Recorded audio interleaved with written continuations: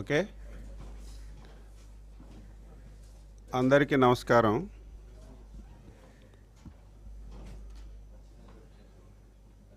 ఈరోజు గొడ్డల పార్టీ అధ్యక్షుడు విశాఖపట్నం ఉత్తరాంధ్ర పర్యటనకు వెళ్ళారు. నేనైతే నీ మాజీ మంత్రి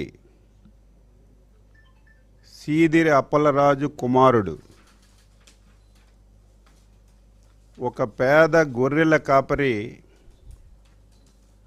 దుబ్బ దానయ్యను మోటార్ సైకిల్తో గుద్ది సకాలంలో వైద్యం అందించలేకపోవటం వల్ల చనిపోయిన విషయం రాష్ట్రంలో ఈ మధ్యకాలంలో చర్చనీయాంశమైంది. ఒక బాధ్యత కలిగినటువంటి పార్టీ అధ్యక్షుడిగా నీ పార్టీ మాజీ మంత్రి కుటుంబ సభ్యుడు కుమారుడు వల్ల ప్రాణం పోయిందని తెలిసి పలకరింపుకెళ్తావని చెప్పి అనుకున్నాను. కానీ నీ జీవితం, నీ గొడ్డల పార్టీ జీవితం అబద్ధాల పునాదుల మీద పుట్టినటువంటి పరిస్థితి మనందరికీ కూడా తెలుసు. ప్రకృతి వైపరీత్యం వల్ల విశాఖపట్నంలో 7 మత్స్యకారులు గల్లంతయ్యారు. ఒక బాధ్యత కలిగినటువంటి ప్రభుత్వంగా ప్రకృతి వైపరీత్యాలు మన చేతిలో లేవు. ప్రకృతి వైపరీత్యాలు వచ్చేటప్పుడు వెంటనే స్పందించి ప్రజల ప్రాణాలను కాపాడుతున్నటువంటి చరిత్ర కలిగినటువంటి చంద్రబాబు నాయుడు గారు ఇమీడియట్గా స్పందించారు. ప్రభుత్వం ఇమీడియట్గా స్పందించింది. కానీ టెక్నికల్ ప్రాబ్లమ్స్ వల్ల వాళ్ళు ఏ ప్రాంతంలో బోటు మునిగిపోయిందో తెలియనటువంటి పరిస్థితిలో మనం కాపాడుకోలేనటువంటి విషయం కూడా ప్రతి ఒక్కరికి కూడా తెలుసు. ఈరోజు మత్స్యకారుల గురించి మాట్లాడే నైతిక హక్కు నీకు అసలు ఉందా అని చెప్పి నేను అడుగుతున్నాను. నేను ఎప్పుడూ మాట్లాడతాను, నీకు అసలు మాట్లాడే నైతిక హక్కు ఉండదు. ఎందుకంటే నువ్వేదో ఈరోజు కొత్తగా వచ్చి రాజకీయ పార్టీ పెట్టి నువ్వు మాట్లాడితే దానికి ఒక పర్థం ఉంటుంది. 2 సంవత్సరాల ముందు వరకు ఈ రాష్ట్రానికి ముఖ్యమంత్రిగా వెలగబెట్టినటువంటి వ్యక్తివి నువ్వు. 5 సంవత్సరాల్లో కూడా ప్రకృతి వైపరీత్యాలు వచ్చాయి. 5 సంవత్సరాలు కూడా ఈ రాష్ట్రంలో చాలామంది మత్స్యకార సోదరులు సముద్రంలో వేటకెళ్ళి చనిపోయారు. ఇదేదో కొత్తగా ఈరోజే జరుగుతున్నటువంటి విషయాలు కాదు. మత్స్యకారులు జీవనోపాధికి సముద్రంలోకి వెళ్తుంటారు. అప్పుడప్పుడు అకాలంగా ప్రకృతి వైపరీత్యాలు వచ్చేటప్పుడు చాలామంది చనిపోవడం జరుగుతుంది. నేను స్పష్టంగా అడుగుతున్నాను, 2019 గొడ్డల పార్టీ అధికారంలోకి వచ్చిన తర్వాత ఇదే విధంగా సముద్రంలో వేటకెళ్ళి ప్రకృతి వైపరీత్యాలు వచ్చేటప్పుడు 275 మంది చనిపోయారు. అదేదో నువ్వే చంపేశావు, నీ వల్లే చచ్చిపోయారని నీ అంత అవివేకంగా మాట్లాడడానికి మేము సాహసించాం. కానీ నీ హయాంలో 275 మంది చనిపోతే గొడ్డల పార్టీ అధ్యక్షుడిగా నువ్వు ముఖ్యమంత్రిగా ఉండి ఒక్క వ్యక్తికి నువ్వు పలకరించినటువంటి సందర్భం ఉంటే చెప్పు. నీ 5 సంవత్సరాల్లో ఇంతమంది చనిపోయినా ఒక్క వ్యక్తికి నువ్వు పలకరించలేదు. ఈరోజు బాధ్యతాయుతమైనటువంటి ప్రభుత్వంగా 4వ తారీఖు 10:30 గంటలకి మా డిపార్ట్మెంట్కి సమాచారం వచ్చింది. ఇందులో అవివేకం అవాస్తవాలు ఏమీ ఉండవు. 10:30 గంటలకి మాకు సమాచారం వస్తే ఈరోజు ఈ ప్రభుత్వం వచ్చిన తర్వాత ఇటువంటి ప్రకృతి వైపరీత్యాల్లో ఏ ఒక్కరికి ప్రాణ నష్టం జరగకూడదని ప్రతి బోటుకి ట్రాన్స్పాండర్ నిర్మించాం, వాటికి అరేంజ్ చేశాం. ఎందుకు ట్రాన్స్పాండర్ పెట్టామంటే ఇటువంటి విపత్తు వస్తే వాళ్ళు అలారం నొక్కితే మొత్తం అందరికీ సమాచారం వెళ్తుంది, ఇమీడియట్గా స్పందించడానికి అవకాశం ఉంటుంది. మా డిపార్ట్మెంట్కి 10:30కి సమాచారం వస్తే ట్రాన్స్పాండర్ ఆన్ చేయడం సందర్భంలో వాళ్ళు ఎక్కడున్నారో తెలియలేదు, ఎటువైపు వెళ్ళారో తెలియలేదు. ఇమీడియట్గా డిపార్ట్మెంటు వాళ్ళ కుటుంబ సభ్యుల్ని సంప్రదించి బోటు యాజమాన్యాన్ని సంప్రదించి ఎటువైపు వెళ్ళారు, ఏ ప్రాంతానికి వెళ్ళారని చెప్పి తెలుసుకున్న తర్వాత ఇమీడియట్గా 11:30 గంటలకి కోస్ట్ గార్డ్కి, నేవీకి, కలెక్టర్ గారికి ఇమీడియట్గా సమాచారం ఇచ్చి ఆపరేషన్ ప్రారంభించిన విషయం మీ అందరికీ కూడా తెలుసు. ప్రతి మాట అబద్ధమే. సముద్రానికి 10 కిలోమీటర్ల దూరంలోనే జరిగింది సంఘటన. కిలోమీటర్లకి నాటికల్ మైల్స్కి కనీసం తెలియకుండా నువ్వు మాట్లాడితే నవ్వుకుంటున్నారు. 11 నాటికల్ మైల్ దూరంలో జరిగింది. ఈరోజు మాట్లాడితే 10 కిలోమీటర్ల దూరంలో జరిగింది, కనీసం స్పందించలేదని చెప్పి నిస్సిగ్గుగా మాట్లాడుతున్నాడు.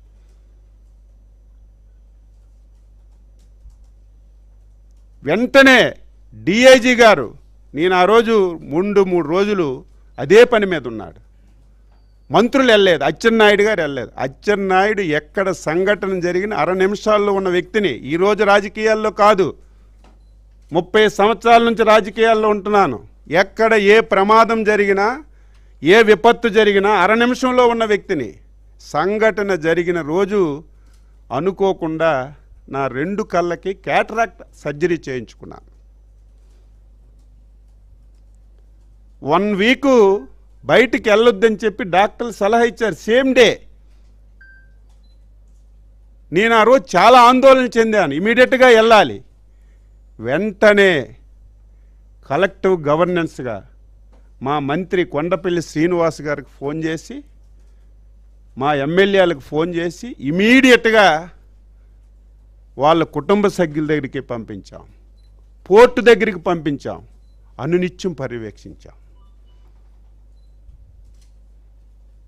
హోంమంత్రి గారు వేరే ప్రాంతంలో ఉండి ఫోన్లో పలకరించారు, దాన్ని విమర్శిస్తున్నావు. కలెక్టివ్ గవర్నెన్స్ ఇది. మా మంత్రి వెళ్ళారు, నేను ఆ రోజు క్యాట్రాక్ట్ సర్జరీ చేసుకోకపోవడం వల్ల వెళ్ళలేదు, లేకపోతే నేను అర్ధరాత్రి అక్కడ ఉంటాను. ఈ సంఘటన కాదు, ఈ రాష్ట్రంలో 30 సంవత్సరాల నుంచి ఏ సంఘటన జరిగినా సరే అచ్చెన్నాయుడు అందుకంటే ముందే ఉన్నటువంటి వ్యక్తిని. అచ్చెన్నాయుడు రాలేదని నువ్వు నిస్సిగ్గుగా నువ్వు విమర్శిస్తున్నావు. నీ హయాంలో 275 మంది చనిపోతే పలకరించలేదు, పక్కన పెట్టు. సిగ్గుందా? నువ్వు మాట్లాడడానికి అసలు సిగ్గుందా? రికార్డు తీసుకురా. 5 సంవత్సరాల్లో 275 మంది చనిపోతే వాళ్ళకి కనీసం పరిహారం ఇవ్వలేదు నువ్వు. పరిహారం ఎప్పుడు ఇవ్వాలి? ఒక కుటుంబం చచ్చిపోతే 4 రోజుల్లో, 15 రోజుల్లో, 20 రోజుల్లో పరిహారం ఇస్తే ఆ కుటుంబానికి కొంత ఊరట వస్తుంది. నీ హయాంలో నువ్వు పలకరించలేదు, కనీసం పరిహారం కూడా ఇవ్వలేదు. నువ్వు ఉంచేసినటువంటి నీ హయాంలో చనిపోయినటువంటి వ్యక్తులకి అధికారం వచ్చిన తర్వాత 2024లో పరిహారం ఇచ్చినటువంటి ప్రభుత్వం ఎన్డీఏ ప్రభుత్వం, చంద్రబాబు నాయుడు గారు. రికార్డుతి. సిగ్గు లేకుండా, ఎగ్గు లేకుండా ఇష్టానుసారంగా మాట్లాడితే మేము సైలెంట్గా ఉంటాం అనుకుంటాం. నీకు ధీటుగా నేను సమాధానం చెప్తాను, ఛాలెంజ్ చేస్తున్నాను. నువ్వు పలకరించలేదు, కనీసం పరిహారం కూడా ఇవ్వలేదు. మీ అందరికి తెలుసు కదా, నాన్ ట్రేసింగ్ డెడ్ బాడీ ఉంటే దానికి చనిపోయినట్టుగా సర్టిఫికేట్ ఇవ్వాలంటే ఒక విధానం ఉంటుంది. ఒక ఎంక్వైరీ ఉంటుంది, ఒక కమిటీ ఉంటుంది, ఒక 3 మాసాలు 6 మాసాలు చూసి మనిషి ట్రేస్ కాకపోతే ట్రేస్ అవ్వలేదని డెత్ సర్టిఫికేట్ ఇస్తారు. మీ అందరికీ తెలుసా లేదు? చదువుకున్నాం కదా అందరం. ఇది ప్రభుత్వంలో జరుగుతుంది. కానీ బాధ్యత గల ప్రభుత్వం కాబట్టే తరువాత ఏం జరుగుతుందో పక్కన పెట్టాలి. జరిగినటువంటి 42 గంటల్లో ఏమీ చూడకుండా, ఎంక్వైరీలు లేకుండా, ఉన్నారో లేదో తెలియకుండా ఇమీడియట్గా 10 లక్షల రూపాయలు నష్టపరిహారం ఇచ్చినటువంటి ప్రభుత్వం ఎన్డీఏ ప్రభుత్వం, చంద్రబాబు నాయుడు. సిగ్గు లేకుండా 10 లక్షలు ముష్టి అంటావా? నీకు సిగ్గుంది అసలు? ముష్టితో పోలుస్తావా? నువ్వు ఒక పైసా 5 సంవత్సరాల్లో చనిపోయిన వ్యక్తికి కోపం, ఆవేదన, బాధ కలుగుతుంది. మాటలు చూస్తుంటే ఆవేశం వస్తుంది. అన్ని అబద్ధాలు, పచ్చి అబద్ధాలు. నేను ఛాలెంజ్ చేస్తున్నాను, 5 సంవత్సరాల్లో నువ్వు మత్స్యకారులంటే శ్రీకాకుళం నుంచి నెల్లూరు వరకు సుదీర్ఘమైనటువంటి తీర ప్రాంతం. మత్స్యకారు సోదరులు కూడా ఈ పాత్రికేయ సమావేశం చూడండి. నేను వాస్తవాలు మాట్లాడితే వినండి, నేను తప్పు మాట్లాడితే ఎక్కడైనా ప్రశ్నించండి. ఈరోజు గొడ్డల పార్టీ అధ్యక్షుడు మాట్లాడిన ప్రతి మాట అవాస్తవం, పచ్చి అబద్ధాలు మాట్లాడుతున్నాడు. శ్రీకాకుళం నుంచి నెల్లూరు వరకు సుదీర్ఘమైనటువంటి తీర ప్రాంతం ఉంది. 5 సంవత్సరాలు గొడ్డల పార్టీ నువ్వు ఈ రాష్ట్రానికి వెలగబెట్టావు. ఏం చేశావు? బ్యాన్ పీరియడ్లో 10,000 రూపాయలు, సంవత్సరానికి బ్యాన్ పీరియడ్కి ఒక 10,000 రూపాయలు చొప్పున వారికి ఇతోధికంగా సహాయం చేసావు తప్ప 5 సంవత్సరాలు ఒక్క కార్యక్రమం అంటే ఒక కార్యక్రమం చేసావా? చనిపోతే డబ్బులు ఇవ్వలేదు, మేము ఇచ్చాం. డీజిల్కి 9 రూపాయలు సబ్సిడీ బాకీలు ఉండిపోతే మేమిచ్చాం. ఒక్కడికి ఒక వల కానీ, ఒక బోటు కానీ, ఒక తెప్ప కానీ, వల చిరిగిపోతే కుట్టుకోవడానికి దారం కూడా 5 సంవత్సరాల్లో నువ్వు ఇవ్వలేదు. నువ్వు ఇచ్చింది ఎంత? 2019 నుంచి 24 వరకు సంవత్సరానికి 10,000 రూపాయలు చొప్పున 5 సంవత్సరాల్లో 531 కోట్లు తప్ప మత్స్యకారులకు నువ్వేమైనా ఇచ్చావా? ఒక్కటి ఇచ్చావని చెప్పు, ఛాలెంజ్ చేయి.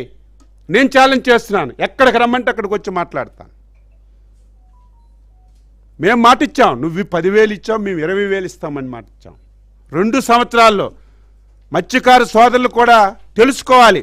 నువ్వు 5 సంవత్సరాల్లో 531 కోట్లు ఇస్తే 2 సంవత్సరాల్లో 511 కోట్లు ఇచ్చాం. ఏది మత్స్యకారులకు మేలు చేస్తున్న ప్రభుత్వం? మళ్ళీ పాత పద్ధతులన్నీ పునరుద్ధరించాం. చచ్చిపోతే ఇమీడియట్గా 10 లక్షలు ఇస్తున్నాం. మొన్ననే 200 బోట్లు, ఒక్కొక్క బోటుకి 1 కోటి రూపాయలు ఖర్చు పెట్టి 40% సబ్సిడీతో మళ్ళీ ఇస్తున్నాం. ఈ రకంగా మత్స్యకారులకు మేము చేస్తే పచ్చి అబద్ధాలు మాట్లాడుతున్నాం, పచ్చి అబద్ధాలు.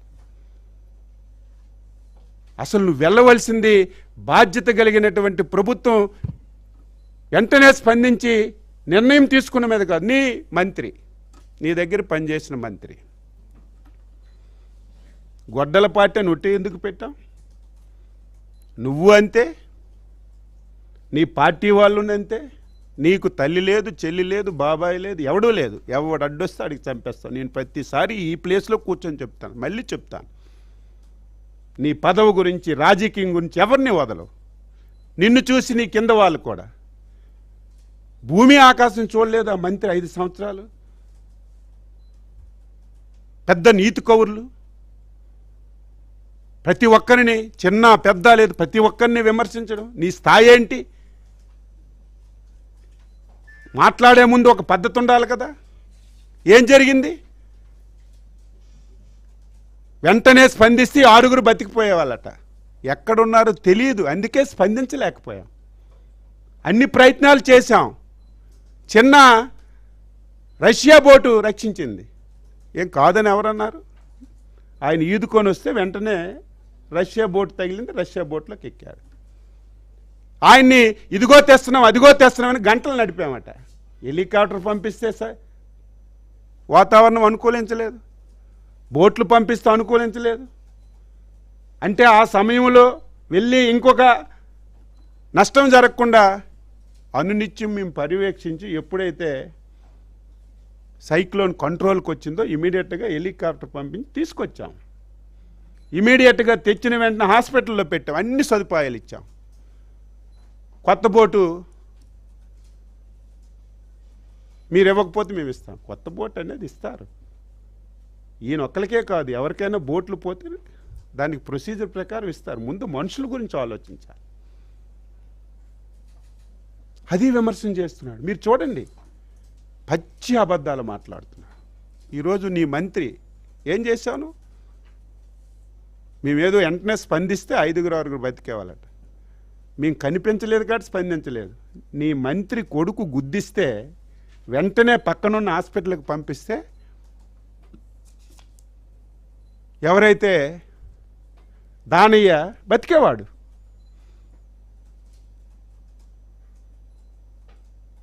నీ మంత్రి కొడుకు బుల్లెట్తో గుద్దిన వెంటనే ఆయనకి వెంటనే పక్కనున్న హాస్పిటల్లో చేర్పిస్తే బతికేవాడు. నీ కళ్ళ ముందే చనిపోతే పట్టించుకోలేనటువంటి నువ్వు, మేము తెలిసిన వెంటనే రాత్రింబవళ్ళు కష్టపడి అందరూ హ్యాపీగా ఉన్నారు. హ్యాపీగా అంటే మనుషులు చచ్చిపోవడం కాదు, బాధ కలిగింది, ఆవేదన కలిగింది. ప్రభుత్వం స్పందించిందని ఈరోజు మత్స్యకారులు చాలా హ్యాపీగా మొన్న నా దగ్గరికి వచ్చారు. మత్స్యకార సేవ కార్యక్రమంలో ఒక 5,000 మంది పెండింగ్ ఉన్నారంటే ఇమీడియట్గా ముఖ్యమంత్రితో చెప్తే మళ్ళీ నిన్న డబ్బు ఇచ్చాం.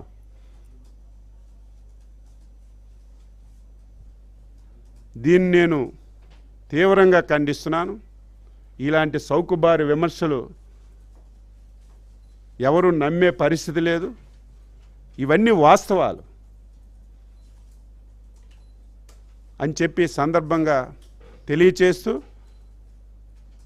శ్రీకాకుళంలో జరిగినటువంటి సంఘటన దురదృష్టమైన సంఘటన. చాలా పేదవాడు, 3 పూటలు తినడానికి కూడా లేదు.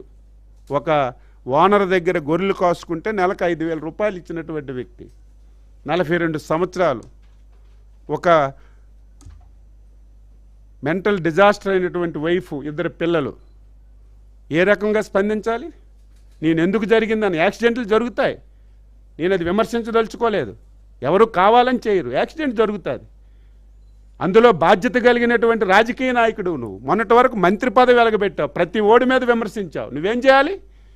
నీ కొడుకైనా నువ్వైనా ఎవడైనా తప్పు చేస్తే ఇమీడియట్గా పలానా విధంగా తప్పు అయింది, ఆయనకి వెళ్ళి హాస్పిటల్లో చేర్చి రక్షించాలి. పోలీస్ స్టేషన్కి తీసుకెళ్ళి ఇగో జరిగింది, మీరు చట్ట ప్రకారం action. That is leadership, that is political leader.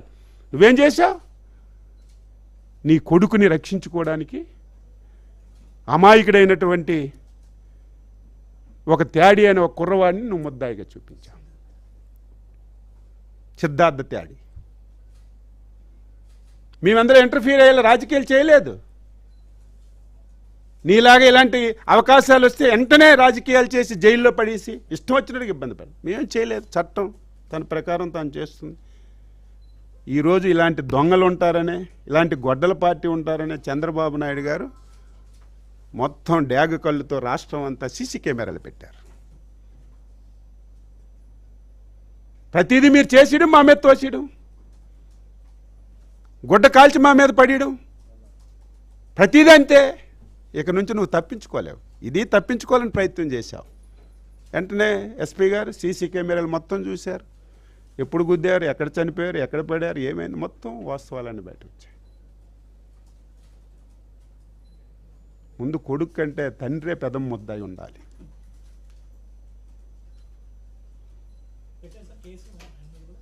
నేను దాని జోలికి పోవాలి. చట్టం తన పని చేసుకుపోతుంది. చట్టం తన చనిపో దీనికి ఆన్సర్ చేయమంటున్నాను. నీ కొడుకు చంపేశాడు, కావాలని చంపాడని నేను అనడం లేదు. నీ కొడుకు డ్రైవ్ చేసినటువంటి మోటార్ సైకిల్ కింద చనిపోయాడు. నువ్వు పొలిటీషియను, మొన్నటి వరకు మంత్రి చేశావు, నీకు చట్టం తెలుసు. నువ్వేం చేయాలి? వెంటనే తీసుకెళ్ళి నా కొడుకు అనుకోకుండా మోటార్ సైకిల్తో గుద్దీశాడు, చనిపోయాడు. ఇమీడియట్గా పేషెంట్ని రక్షించడానికి ప్రయత్నం చేయాలి. రక్షించలేదు, ఒక తుప్పల్లో పడేసి వెళ్ళిపోయాడు, ఇమీడియట్గా చనిపోయాడు. వీళ్ళు మా గురించి మాట్లాడుతున్నారు, బాధ్యతాయుతమైనటువంటి ప్రభుత్వం గురించి మాట్లాడుతున్నారు. చంద్రబాబు నాయుడు గురించి మాట్లాడుతున్నా. మేము పలకరించిన వాళ్ళమైన మాట నీకు సిగ్గుందా?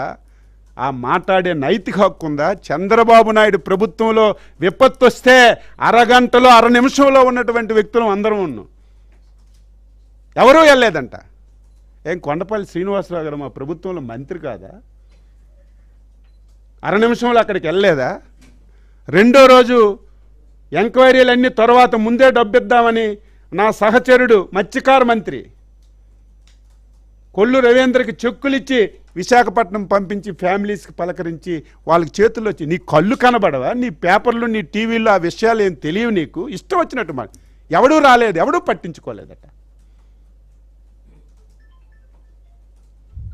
పోనీ నీ హయాంలో నువ్వు అధికారం ఉన్నప్పుడు ఏదో జరిగిన సంఘటనకి అంశాల మీద వెళ్ళి నువ్వన్నీ పలకరిస్తే ఈరోజు మాట్లాడితే దానికి అర్థం ఉంది. నువ్వు అధికారం ఉన్నప్పుడు ఒక్కళ్ళనంటే ఒక్కళ్ళని పలకరించలేదు.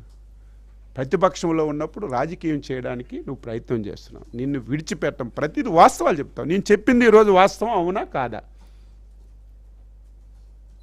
నీ హయాంలో నువ్వెవరికైనా డబ్బులు ఇచ్చావా? నీ హయాంలో చనిపోతే ఎవరికైనా నువ్వు పలకరించావా? నేవీ ఉంది, కోస్ట్ గార్డ్ ఉంది, హెలికాప్టర్లు ఉన్నారు, ఇవన్నీ ఉన్నాయి. కనీసం వాళ్ళు ఏ ప్రాంతంలో ఉన్నారో తెలిస్తే అక్కడ గాలిస్తారు. మనం ఫ్యామిలీస్ కడుక్కొని వాళ్ళ దారి తెలుసుకొని అన్ని ప్రయత్నాలు చేసినప్పటికి కూడా మనం రక్షించుకోవాలి. ఇప్పటికీ కనిపించడం లేదు. ఇటువంటి సౌకుబారు విషయాలు ఎవరు నమ్మే పరిస్థితి లేదు. నీకొక ఛాలెంజ్ చేస్తున్నాను. నువ్వు నేనే కూర్చుందాం. ఇదేదో వీధి పోరాటాలు కాదు. లేకపోతే ఫోన్లో ఆన్లైన్ రా, మధ్యలో ఒక విలేకరు పెట్టు. ఏదో రోడ్డు మీదకి వచ్చి ఛాలెంజ్ చేసుకోవడం నాకు ఇష్టం లేదు. అభివృద్ధి గురించి చెప్పాలి. చేసినవి చెప్పుకోవడం మా ధర్మం. 2014-19 నష్టపోయాం. నువ్వు ప్రతిదీ మాట్లాడితే మేము ప్రేక్షకుల్లాగా చూసాం సమాధానం చెప్పక. ఈసారి నీకు ఆ ఛాన్స్ ఇవ్వం. ప్రతి దానికి వాస్తవాలు చెప్తాం. నువ్వు ఇవ్వనటువంటి డబ్బులు మేము ఇచ్చామా లేదా? నువ్వు డీజిల్ సబ్సిడీ ఎగ్గొట్టిస్తే మేము ఇచ్చామా లేదా? ఈరోజు చనిపోయినటువంటి వెంటనే డబ్బులు ఇస్తున్నామా లేదా? ఈరోజు నెలకి సంవత్సరానికి 20,000 చొప్పున ఈరోజు బ్యాన్ పీరియడ్కి డబ్బులు ఇచ్చామా లేదా? మళ్ళీ పడవలు, బోట్లు ఇవన్నీ పునరుద్ధరిస్తున్నామా లేదా? నువ్వేం చేసావు? 5 సంవత్సరాల్లో కేవలం 10,000 రూపాయలు తప్ప ఇంకే పని ఇచ్చావు చెప్పు నువ్వు. మేము పట్టించుకోవడం లేదని మాట్లాడితే దీనికి ఏమనాలో నాకు అర్థం కాదు. చాలా బాధ, ఆవేదన. పచ్చి అబద్ధాలు, మాట్లాడితే అబద్ధాలు. 10 కిలోమీటర్లు అంటే నేను నాటికల్ మైల్స్ అంటే 10 కిలోమీటర్లు. నాటికల్ మైల్ అంటే కిలోమీటర్కి నాటికల్ మైల్కి సంబంధం తెలియకపోతే మాట్లాడితే నేను ఏమనాలి? కనీసం టీవీలో స్క్రోలింగ్ వచ్చింది కదా, మీ టీవీలో వేశారు కదా, విశాఖపట్నానికి 19 నాటికల్ మైల్స్ దూరంలో ఉన్నారని చెప్పి. 19 నాటికల్స్ మైల్స్ అంటే 10 కిలోమీటర్ల? చెప్పండి, మీరు ఆన్సర్ చెప్పండి. అంటే నోరు ఉంది కదా, ఒక టీవీ ఉంది కదా, నువ్వు పలకరింపుకి వెళ్ళినోడు ఏంటి? పలకరింపులకు మేము వెళ్ళడం లేదా? పలకరింపులు అంటే ఏంటి? సింపతి. నువ్వేంటి పలకరింపులు? దిగిన నుంచి పక్క నవ్వుకొని జేజేలు కొట్టుకొని పలకరింపులా? అంటే దీని అర్థం ఏంటి? నీ ముసుగేంటి? ఈ ముసుగులో నువ్వు రాజకీయం చేయడానికి ప్రయత్నం చేస్తున్నావు. తప్పనిసరిగా నేను ఎండగడతామని ఈ సందర్భంగా తెలియజేస్తూ, విఘ్నులైనటువంటి మత్స్యకార సోదరులు, సంఘాలు, ఒకసారి మీరు నేను చెప్పిన విషయాలన్నీ వినండి. గొడ్డల పార్టీ అధ్యక్షుడు చెప్పిన వినండి. ఏది వాస్తవం ఏది అవాస్తవం పని చేశాం కాబట్టి ధైర్యంగా చెప్తున్నాం. అన్ని రకాలుగా ఆదుకున్నాం కాబట్టి ధైర్యంగా చెప్తున్నాం. అచ్చెన్నాయుడు గురించి మాట్లాడే నైతిక హక్కు నీకు లేదు. అచ్చెన్నాయుడు ప్రతి దగ్గర ముందుంటాడు. ఆ రోజు నాకు క్యాట్రాక్ట్ సర్జరీ అవ్వడం వల్ల నేను వెళ్ళలేకపోయాను. అది కూడా కనీసం ఎవరైనా చెప్పుంటారేమో, అది కూడా విమర్శలు చేస్తే దానికి అర్థం పర్థం ఉండదు అని చెప్పి తెలియజేస్తున్నాను.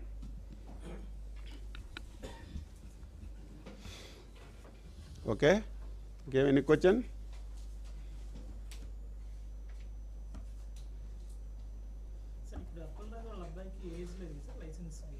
తెలియదు, నేను ఆ జోలికి వెళ్ళలేదు. నేను ఎప్పుడు అలాంటి చిల్లర పనులకు వెళ్ళను. నేను చూసిన వెంటనే చట్టం తన పని చేసుకుపోతుంది.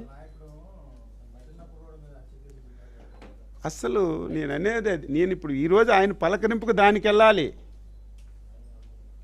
బాధ్యతాయుతంగా పనిచేసి రక్షించడానికి ఏ విధంగా కృషి చేశామో సభ్య సమాజానికి తెలుసు. దానికి పలకరింపుకి వెళ్ళకూడదు. అన్యాయంగా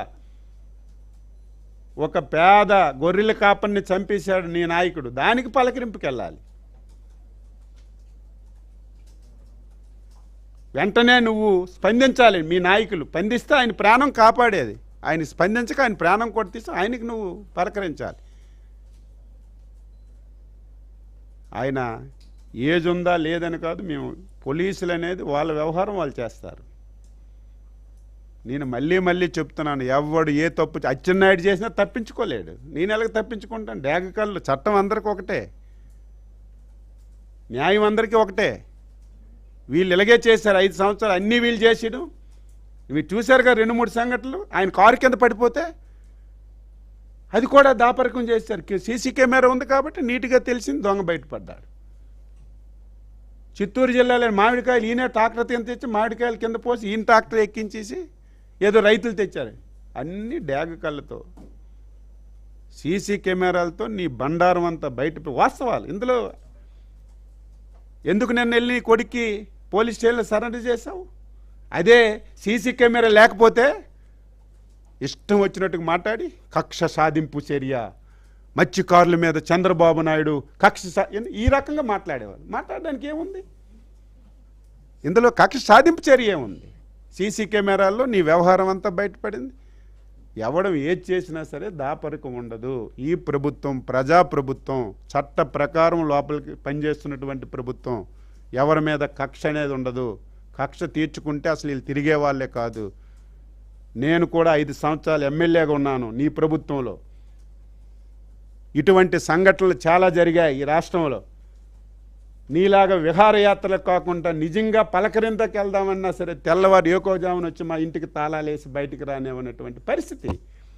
ఈరోజు నీకు ఈ స్వేచ్ఛ ఎందుకు ఇచ్చాం? డెమోక్రసీని గౌరవించాలి. ప్రతివాడికి స్వేచ్ఛ ఉండాలని చెప్పి మేము ఈరోజు మీకు అవకాశం ఇస్తుంటే నీ ఇష్టం వచ్చినట్టుకు వెళ్ళి అబద్ధాలు వాస్తవాలు మాట్లాడు. ప్రభుత్వం ఈ రకంగా చేసింది, ఈ రకంగా చేస్తే బాగుండు, ఈ రకంగా చేస్తే ఇంకా వాళ్ళకు బాగుంటుందని సలహాలు ఇవ్వు. మంచి సలహాలు అయితే స్వీకరిస్తాం. ఏం భేషజాలకు పోం. కానీ నీ బతుకంతా వెళ్ళడం, అబద్ధాలు మాట్లాడడం, తిట్టడం, ఈ 3 ముక్కలు తప్ప ఇంకొకటి లేదు. రేపు వెళ్తాడట భీమవరం. రేపు చెప్తాను, సినిమా ఏది చూపిస్తాను. రేపు నువ్వు భీమవరం వెళ్తావు కదా.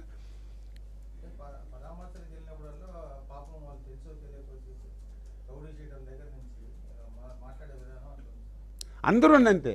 వాళ్ళు అంతా మా హిస్టరీ వేరే, వాళ్ళ హిస్టరీ వేరే. వాళ్ళంతే, ఒకళ్ళు కాదు కదా. హెడ్ ఎలాగుంటే కింద వాళ్ళు అలాగ ఉంటారు. అది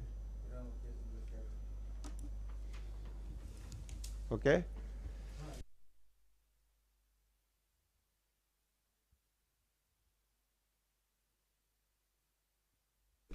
ఎందుకు అయ్యా నువ్వు ఇది చీకటే లేకపోతే అగ్గిపెట్టెలో ఉండి వెళ్ళాడు ఈరోజు వైజాగ్. పెర్మిషన్ ఇవ్వకపోతే వెళ్ళాడా వైజాగ్? మాకెందుకు అడ్డుకుంటే అక్కడి వరకు అక్కర్లేదు కదా, ఇక్కడ అడ్డుకుంటాం కదా. మాకేం అవసరం? అడ్డుకోవాల్సిన అవసరమే లేదు. నువ్వు ఎంత స్వేచ్ఛగా తిరిగితే అన్ని ఓట్లు మాకు బాగా పెరుగుతాయి. ప్రజల అమాయకులు కాదు, వాస్తవాలు అనేవి ప్రజలకు తెలుస్తాయి. నువ్వు ఈవేళ వెళ్ళావు, ఏం మాట్లాడావు? నేను ఉన్నప్పుడు ఎంతమంది చనిపోయారు, అందరికీ నిమిషాల మీద డబ్బులు ఇచ్చాను, ఈరోజు ఇవ్వలేదంటే దానికి అర్థం ఉంటుంది. నువ్వు ఎవరికి ఏమి ఇవ్వలేదు, మేము ఇచ్చాం. 6 చనిపోయారు. ఒరిజినల్గా చట్టం ప్రకారం అయితే 6 మాసాలు పడుతుంది. ఒక కమిటీ వేస్తారు, ఎంక్వైరీ చేస్తారు. 72 గంటల్లో 48 గంటల్లో ఎంక్వైరీలు అన్నీ పక్కన పెట్టి డబ్బు ఇచ్చావు. దానికి ముష్టి అంటావు. నువ్వు అప్పనంగా లక్షల కోట్లు దోచి నీకు 10 లక్షలు ముష్టిలాగే కనిపిస్తుంది. నీకు డబ్బు అంటే విలువ లేదు. ఎందుకు విలువ ఉంటుంది? తండ్రి అధికారాన్ని నీ అధికారాన్ని పెట్టుకొని మొత్తం దోచుకొని, తల్లి లేదు చెల్లి లేదు, మొత్తం ధనపిచ్చి పట్టేసింది. నీకు 10 లక్షలు అంటే ముష్టిలాగే ఉంటుంది. అసలు నువ్వేం, అసలు నువ్వు రాజకీయ నాయకుడువా? నువ్వు అసలు ఒక పార్టీ అధ్యక్షుడు ఏంటి? నీ మాటలేండి, ముష్టే 10 లక్షలు. ఇవన్నీ ప్రజలు గమనిస్తారని చెప్పి తెలియజేస్తున్నాను.